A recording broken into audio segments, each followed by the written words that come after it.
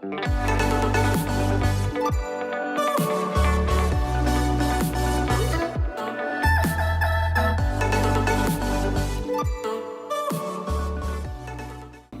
so that's great to hear, because I mean, a lot of people that I've spoken with kind of diss on trades a little bit. I'm like, you don't understand how awesome that is. Right. Like, if you actually only knew the potential, if you just looking at it from an income potential, it's amazing. And then the fact that it absolutely is. yeah, and then look at manual labor. Like, you actually get exercise doing a lot of trades work. And anyway, I can go on a tangent on that, but Yeah, I think we both could. But Yeah. yes, I couldn't agree more with Mike's assessment of things, and he's a kind of a public figure who's. What I would like to see is, as I wish that we could get, I'm a little bit older. I'm 48 years old. Back when I went to junior high school and high school, there was actually metal shop and there was wood shop. There was actually a facility in the school that had equipment and had shop teachers, and there was actually the traditional shop where kids could start working on cars and getting exposure to those trades, and that has all but disappeared off the educational landscape, and I think it's a shame. yo, I'm glad you mentioned that, because I remember going through school, and I'm 30, and when I was going through, I think it was in middle school, and they might even had it in regular, no, it was middle school.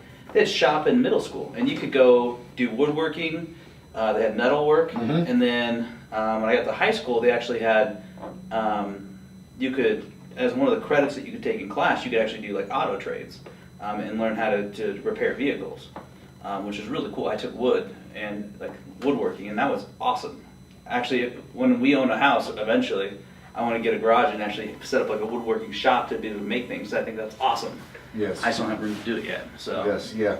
So unfortunately, we're seeing there is, particularly in the growth areas of the country, obviously Colorado is booming. There's other pockets, and those economies are dying for the trades. There's not enough skilled trades to go around. yeah, that is true. And it's unfortunate. And what people have in their minds is, oh, you're gonna be stuck digging a ditch the rest of your life. No, that's not how it works.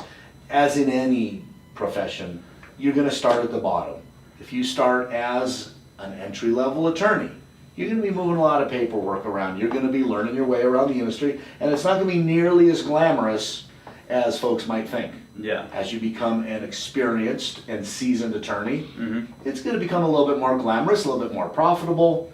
Same thing with the trades. Yeah, my career is a perfect example. I started out banging my thumb, bleeding, sweating, splinters, all of that, learning my way, and you're gonna take some knocks along the way, as in any profession. Now, 3 decades later, I am an expert in building a residential home. That's a little redundant, but I'm an expert in the residential construction industry, and that's just part of the natural progression of any profession. Yeah. Am I digging ditches anymore? Hopefully not. Every once in a while, I've got to roll up my sleeves and get dirty, because that's just what the project demands. But Yep. I'm not making the living off of the sweat of my brow anymore. That's just the natural progression of any industry. That's awesome. So let's get into that then. So Okay. tell me about your journey through residential homes. Like, where did you start? After college, you started in the business world, and then you get right into construction. Like, walk me through from there to where you're at now. Okay, sure. So I took door B Okay. after college and said, no, I really love this construction thing. I'm going to keep rolling with it. Was an apprentice carpenter apprentice framer for a few years. Learned that pretty quickly. From there, I took my general contractor's license test out in California. At that point, my wife and I had relocated to Southern California, just a couple hours away from Santa Barbara. And so I became a general contractor, which is a pretty natural evolution. Most residential general contractors are generally in the framing trades because framing is so all-encompassing and touches so many other trades. It's kind of a logical progression. Like a career progression. You go from exactly. there to Because there. when you're framing a house, you know so much about what all the other trades are doing because you're having to accommodate them. Oh, yeah, because you're planning out like the electrician, the plumbing, and Exactly. You're saying, oh, the drywall, where we're coming into a corner, the drywaller is going to need something to nail to there. So we're gonna put a stud there so the drywaller has something to nail to, so the corner of his sheetrock isn't flapping in the breeze. Or we know the plumber needs to put the toilet right here, so we're gonna take this floor joist. We're gonna need to move it so that the floor joist and the toilet aren't competing for the same space. And there's a million examples like that of how a framer really has a pretty good bird's eye view of the entire process. Okay. So took my general contractor's test in I want to say it was 19. Let's just spitball. Let's say 92. Somewhere around 1992, maybe 1993. Being in Southern California, there's not a lot of new building out there. Even back then, it was pretty built out. So specialized in remodels and additions, and some pretty intense ones. We would very frequently we'd pop the top off of a one-story house and put a second floor on. Wow. That was pretty common for us.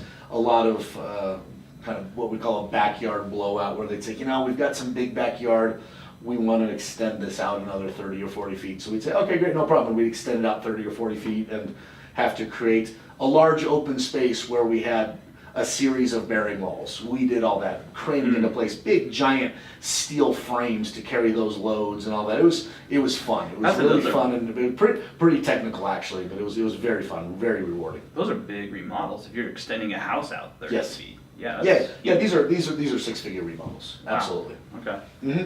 So did that roughly from 95 to 2005. Okay. And in 2005, my wife and I, and by 2005 we had 3 sons, and they were, I think the eldest was 11, youngest was 6, something like that. We decided that the middle of the country is where we wanted to be. We love Southern California, our family's Middle there. Earth. Middle Earth, that's right. That's right. We decided that we wanted a little more middle America culture and values for our children to grow up in. And I love California. It's where I'm from. Our family's there. So I'm not disparaging California, but we wanted to raise our kids with a little different. So we made the move in 2005. And so here we are in 2017, 12 years later. We haven't moved since the house we bought when we moved here to Colorado Springs, same house we're in. All of our sons are out of the house now. One's married, another one gets married in just a couple weeks here. Nice. You actually got them all out of the house? Got them all out of the house. Yeah. That seems like a feat nowadays. They wanted to get away from me as fast as possible. Because if you're hanging around me, you're going to work. Yeah, there you go. That's funny. And the youngest one is, he'll be starting his 2nd year up at CSU in Fort Collins. Awesome. So, yeah, so 2 married, one in the middle of his college path, and things are going great. When I moved here, I actually, not knowing a lot of folks, we're new to town, we definitely took a leap of faith. I knew that my job skills and my career would transfer anywhere I went. Yeah. And certainly when we moved here in 2005, things were booming pretty good. There was a good boom going on. So we're like, you know what, we're gonna go, we'll see what happens. I wasn't certain if I was gonna continue in construction. I had a couple of crazy ideas. Spent a couple of months trying those out and very quickly went, no, I really belong in the construction industry. Oh my gosh, what did I try out? You really want to know? No, I don't want to tell you.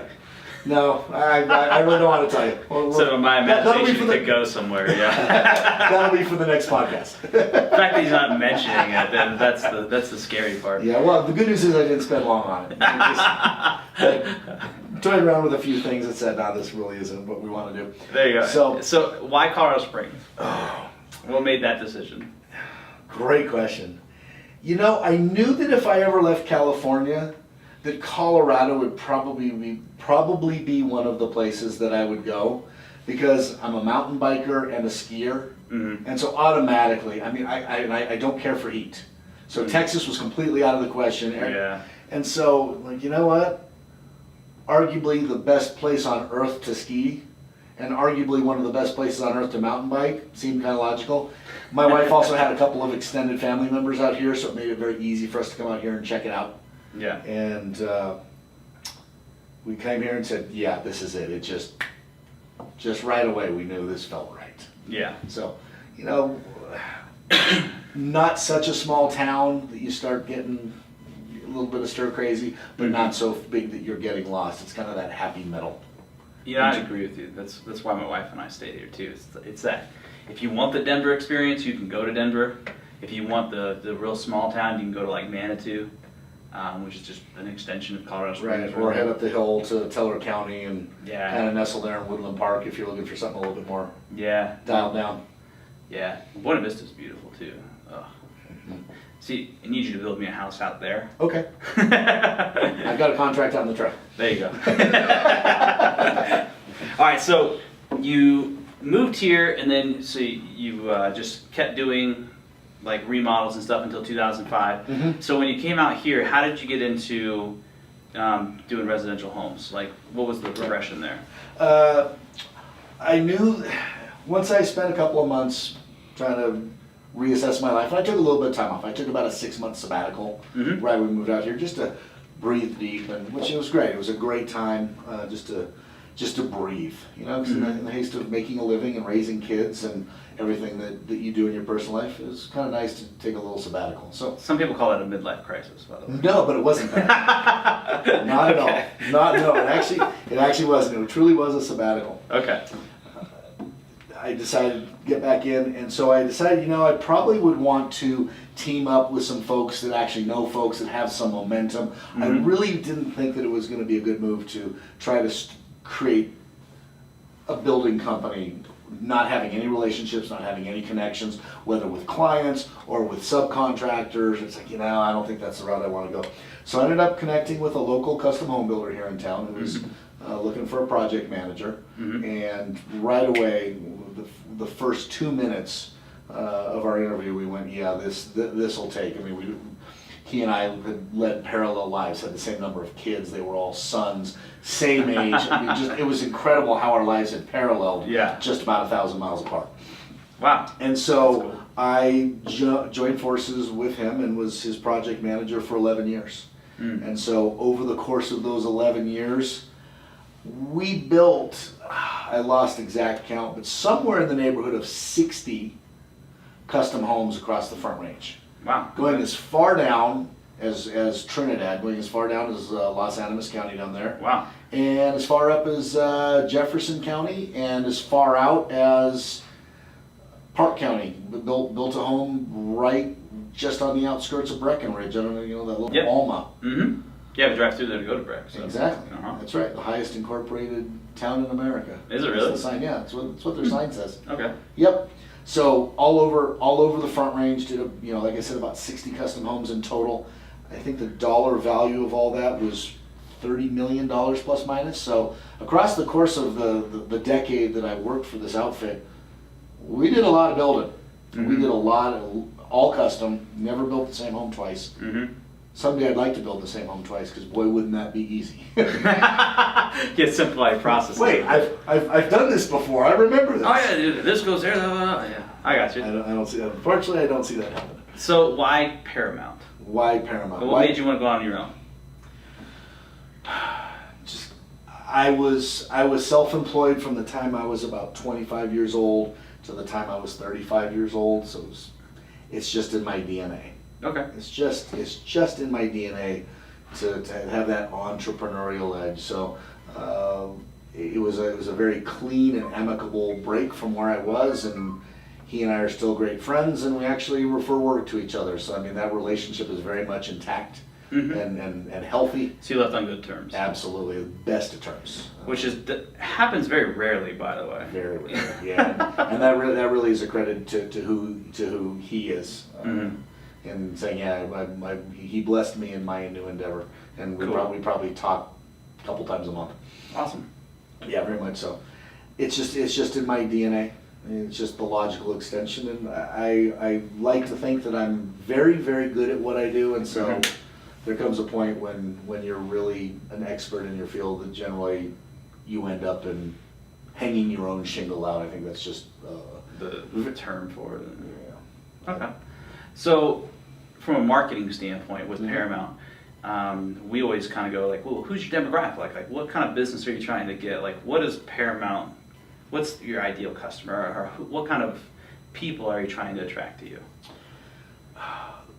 Our ideal, in terms of a demographic, the majority of our clients are building their last home. They're saying, this is it. They're kind of driving a stake in the ground, so to say. They're saying, we're here in Colorado Springs, we're staying in Colorado Springs, we're never leaving Colorado Springs, and we're gonna build a home that we're gonna leave toes up. Yeah. Right? Yeah. They're saying, this is it. Yeah. Take the shoes off, kick it up. Yeah. Okay, I got you. They're wanting to make this their final home, and so this has often, most of the time, been the culmination of 10 or 20 or 30 years of dreaming and planning and saving and working towards this goal of, hey, we've got 2.5, 5, 35 acres, wherever it had, whatever they happen to have, and this is where they want to be for the rest of their days. And so, and they're generally in their 50s to 60s as they're retiring. They're dialing down on their careers. They're they're generally in that position in life. That's certainly not our only demographic. I said, do you build homes for people in their 30s and 40s? Absolutely. Okay. We do. Yeah, we absolutely do. As far as more of the less about demographic and more about just personality type, the kind of people that really we click really well with and it really works is the client that's looking for a builder who understands teamwork and cooperation. Because what we're doing, what does that mean? So often the builder-client relationship is, in a sense, almost like you're buying a new car, and the builder's on one side of the table, and the clients are on the other side of the table, and you're pushing this piece of paper back and forth between each other, like when you buy a new car and they write down the number and they slide it over to you, and you look at the number that they're offering to sell you the car for, and you go, no, and you write you take $2,000 off, or you take $10,000 off, and you slide the piece of paper back, and then the salesman looks at it and goes, well, I gotta go talk to my manager, and he leaves and comes back with something else scribbled. And he's actually standing outside the door, and he's like, no, that's not going to. Doesn't even talk to the manager. And that piece of paper is going back and forth, and you're on opposite sides of the table, and clearly you're at odds in that the dealership is trying to get as much money for their car as they possibly can, and as the consumer, you're trying to pay the least amount of money as possible for the car. And not disparaging car dealers or any of that. I mean, everybody's got to make a profit. Everybody's got to get a good deal, right? But what we're trying to do is say our table is round. It's not long and rectangular. Okay. Where we're coming around the table as a team, around a round table. And we're sitting at a square table, by the way. You just completely blew my analogies. Stop the tape. Right. Stop the tape. We're done here. So with the round table, as the builder, I'm coming with a lot of experience, having built $30 million plus minus worth of residential homes over my career, and having seen what works, seen what doesn't work, understanding budgets very, very, very well.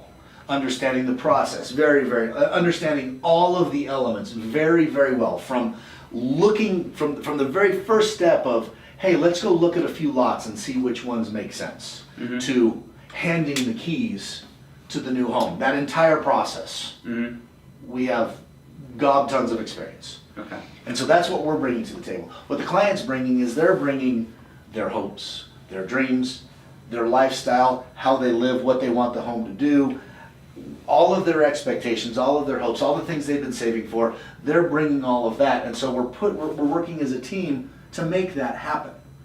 And so we're taking out that piece of paper, going back to the car dealership, but we're taking that piece of paper, sliding back and forth, and that almost contentious relationship, and we're saying our process from the very beginning, we have kind of an open book policy to where you see the numbers as the budget is developing. We're showing you the numbers, so it puts us on the same side of the table, so that you can say, oh, that's where my money's getting spent. Okay, so how do we as a team work to get the project where we want it to be? And when I say that, imagine, if you will, a triangle, right? It's what I call the triangle of tension. Okay. And there's 3 distinct items on each point of the triangle. Okay. The first one is the dollar amount. right? Mm-hmm. On the second point is your square footage. Okay. On the third point is your level of finishes. Okay, so how nice it looks on the interior. And all that. Right, exactly. Uh-huh. Right? Vinyl windows versus wood windows versus composition shingle roof versus a concrete tile roof, okay? Your level of finishes. Yep. So on that triangle of price, Mhm. square footage, and quality of finishes, Mm-hmm. you can have 2 but not 3. Does that make sense? You know, it makes sense. I want it all though. But yeah, I hear what you're saying. Exactly. Exactly. And so what we do is we work with you. If you can imagine the project being a kind of a ball in the middle of that triangle, Mm-hmm. where exactly are we going to position that ball in the middle of the triangle to maximize what you want, what for you is your best value? For Yeah. some folks, they want to get as much house as they can Mm-hmm. for as little money as they can. Okay, so that means that we're That's gonna dial down the level of finishes a little bit, Uh-huh. but we can work with them to put that ball on their value end. Yeah. More and more, we're seeing folks that are. There's definitely a trend to downsizing the size of homes. Definitely. Okay. More and more, we're seeing folks saying, you know what, we're gonna move the ball away from square footage. Mm-hmm. We're gonna design it a little bit more intelligently. We don't need as much space as we thought we did. Mm-hmm. That's kind of it's not everybody, but it's a little bit. It's an increase. It's a trend. It's a Yeah. trend. So where we're gonna downsize the square footage a little bit, but that also lets us decrease the price and increase your level of finishes. Sure. So, and even within it, and it's not, that triangle is not, we don't just put that over the whole project. We can work that triangle. Let's say you want your kitchen to be a knockout. Okay, so we'll work that triangle of tension on the kitchen to one thing, but then in the basement, You don't care. you want more square footage in the basement because the kids are gonna run around and, do what kids do in the middle of winter in a basement, which is, get their yayas out and get out their energy because there's a blizzard outside. Well, then we'll work that for the basement. Does that make sense? Yeah, it makes sense. So we work that with each element of the home. All of that kind of leading to and contributing to that teamwork idea. So Yeah. I spent a long time answering your question of what's your ideal client? Yeah. It's the client who says, I want somebody that's gonna sit down and talk through all of this and team up with me Mm-hmm. to help me with this ideal home that I have in mind. Yeah, like bring their dream to fruition. Exactly. Someone's going to team up with me, Okay. and so it's a long process. I mean, it's a very long, involved process, but that's the whole point of a custom home. Yeah. Well, let's shift gears to that then. I mean, Huh? so. We're rolling. Okay, so we're back. You're had to fine. change out memory cards. But yeah, no, this is just the natural extension of.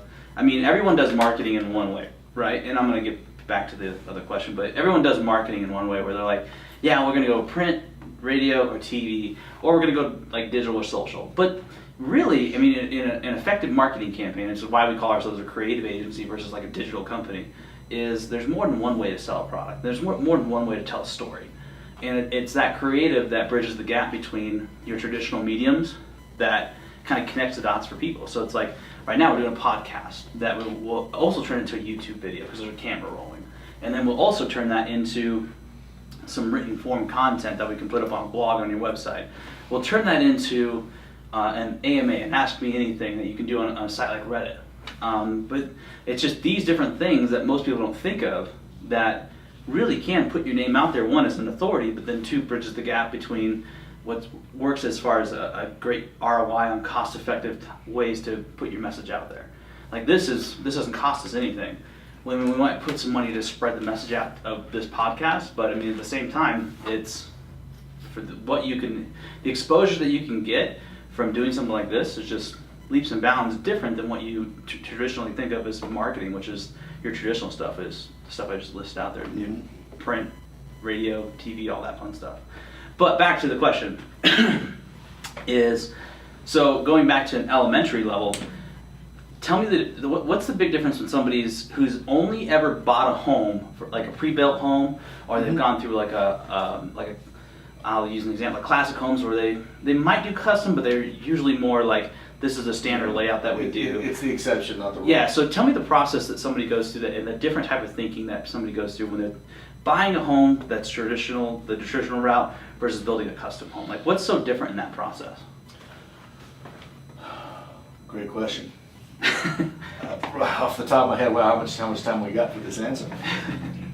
The first thing that always catches clients by surprise is the detail and thoroughness by which everything is looked at. Mm.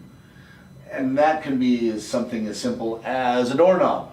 Mm. I've had clients say, I'm selecting my doorknobs. Yep. Yep. They would have never crossed their minds that they would have a choice in doorknobs. Mm-hmm. You do. Yeah. And that's a very simple, that's very rudimentary. Rudimentary, yes, good word. The probably the most significant would be in how we work with the lot that you have. Yeah. The biggest immediate differentiator is that 99% of the time a spec build by a production builder, they're going to be on lots that are generally not much larger than the home. Okay. And a spec build is like it's pre-done. Like, Right, exactly. You go to production builder A, and they've got like these are their 10 styles. different models, Yeah. and they've got this lot, and the lot is generally going to be, I don't know, anywhere between 5 and 10 feet wider on one side and 5 and 10 feet wider on the other side. The lot's generally flat, and you just pop it on there, and away you go. When you're talking about a custom home, the lots are generally an acre or bigger. Mm-hmm. You're not almost never putting a custom home on a 5,000 to 10,000 foot lot, because those are all generally owned by the production builders. Gotcha. You're buying a custom home because you want to have space, you want to have views, you want to have that room to stretch out and enjoy not just the home but the surroundings. And so just the thought that we put into the land in terms of, okay, what's the topography? How do we design the home to maximize the natural terrain, and we'll manipulate it where we can and where it makes sense. Mm-hmm. But just the thought that goes into the design and how it interfaces with the topography, Yeah. that's a whole volume right there. Seems like you could write a whole thing on that. You could write a whole thing on that. Yeah. And then from there, then we take a look at the home and say, okay, so we want to build this home and create this home and design this home so that it's working with the topography and where the garage comes in, and do we want to, if possible, avoid north or east facing so that your driveway is getting melted from snow. And so we're thinking about all of these things in terms of which angle the sun's coming in and how that works with your living room and your kitchen and natural light and all of these things. Mm. And then we'll look at the house itself and say, great, how do you live? Mm-hmm. Do you have an aging parent that you anticipate living with you? Okay, do we want to make an accommodation for that? Mm-hmm. Do you have large parties, or really do you not have that many guests to where we don't need to accommodate that? And the list goes on and on and on in terms of how we design the house to work for those very, very specific people. Because people have totally different lifestyles. Yeah. Completely different lifestyles. And and their lifestyle will greatly dictate how we build that home. Mm-hmm. That makes sense. We have, and I don't know if this is common across the board or if it's just been common to my experience, but a lot of custom home clients are big dog people. Really? We've probably had a dozen clients that really dogs are a central part of their lifestyle. Huh. And so what is it with cat people then? I mean, haven't had many cat people, and I'm not so certain you design a home specifically for cats. Maybe you do. That hasn't crossed my path. Looks like a jungle gym. But really big cat thing. But when it comes to dogs, we definitely do some specific designs for dogs. Okay. Definitely. There's a local home builder here in town, and they're a good one. They're a reputable one, a production builder, and they actually advertise a dog wash. We've been doing dog washes for at least a decade. We were way ahead of them on that one. Way back when we said, you're a dog person? Well, great. How do we accommodate it so that you're not trying to wash the dog out in the garage where it's cold or whatever? And so all those kind of things, those are things that we integrate into our designs on a daily basis. Yeah. That's cool. So, okay, so kind of halfway serious, halfway joking kind of question. So you build a spec to the person. You ever put like those Scooby-Doo secret rooms in? Yes. To houses? Like, what's the coolest room that you've done like that? Well, there's like a bookcase and yeah. No lever. I mean, not as good as Batman's deal. Not as good as Batman's deal, but pretty close. Yeah, we've done a couple of homes where there is a hidden room, and I'll give you $100 to try to find it. Really? Yeah. Oh, that's cool. It is. I'm not going to tell you what, but yeah, there's a number of different tricks that we employ, and some folks, some folks will use it for candidly. Some folks will use it for firearms. Other people will just use it for a lot of dry storage. Escape the kids.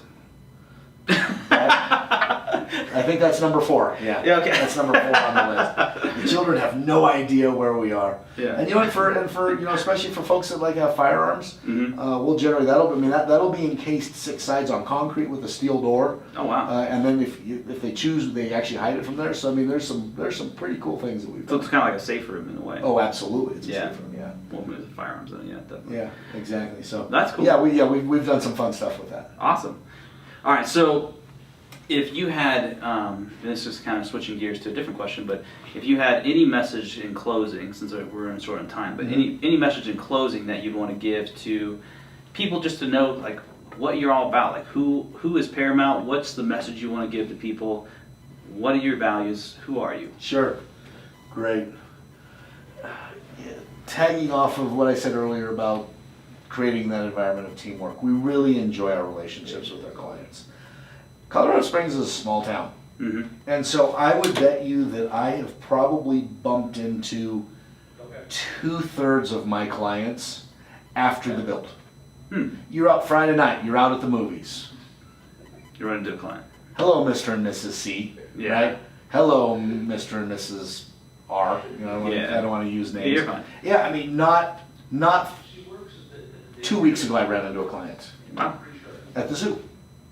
Of all places. My wife and I were at the zoo. They were at the zoo with their daughter and their son. It is so important to me that I can give those clients a big hug and engage with them, Mm-hmm. and that what was promised was delivered. Mm-hmm.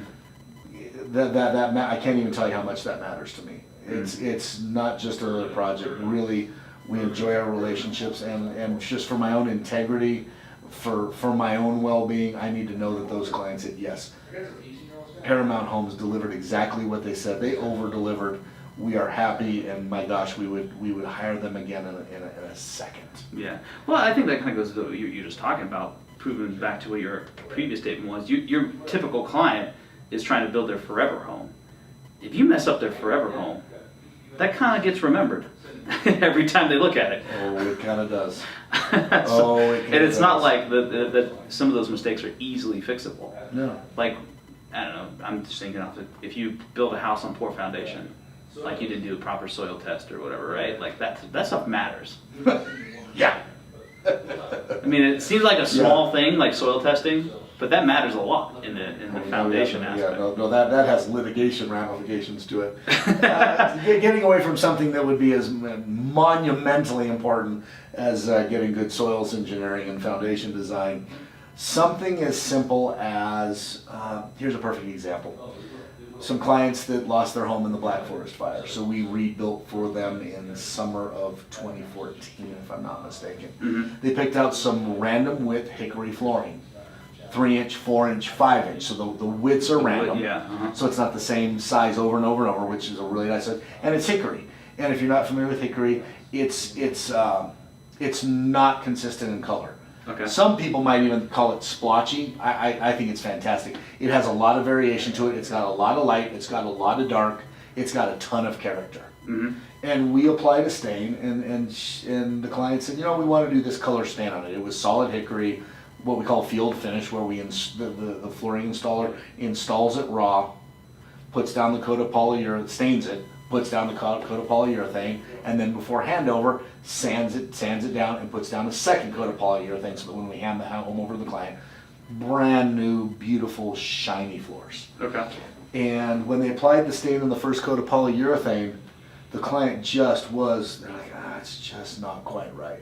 And even though the client had approved it and said, this is our stain, it just didn't look right. They weren't happy with it. We said, done. Called the floor guys back in, sanded it down, put the stain color on that they, in retrospect decided that they wanted, Mm-hmm. and the client was doing backflips. Awesome. They said, oh, this looks fantastic. And with those kinds of things, that's where you create a culture and create clients that they will run through a burning building for you as their builder because you took care of them, because you said, this really matters to me. That's the kind of company culture that we are all about. Awesome. Well, I think that's a good thing to close on too. That's perfect. So really appreciate you coming in and chatting with us. I mean, it's really fun to get to know about a topic that you have a lot of interest in. We've been together so I can get a good shot. Oh, you want us to sit together? Yep. Okay. And then you can, Yeah. you guys want to spoon a little bit, No. like. All right, no, but I appreciate you coming in and just chatting with us about it. One, because I mean, it's cool to do a podcast with somebody that has an interesting field that I'm personally interested in, but it's a lot of cool knowledge that I wouldn't even have thought of. And I think a lot of people, if you're looking at this, I'm looking at the camera right now, but if you're watching this video or listening to the podcast, this is really good information just as a general reference. I mean, not everybody is at that point where they're ready to build a custom home, but in the next 5 years, maybe that changes, and they're ready to settle down and go. And this is something that you can refer back to and go, man, this guy really knows his stuff. So I really appreciate you taking the time. Oh, this was fantastic. Likewise, I appreciate your time and your efforts. Awesome. Well, looking forward to what's coming up in the future. Thanks, man. What's that? Mike Rice, Paramount Homes. Oh, and just so you know, it was Mike Rice from Paramount Homes. If you were Say hello, just Mike. watching this randomly. Hello. There you go.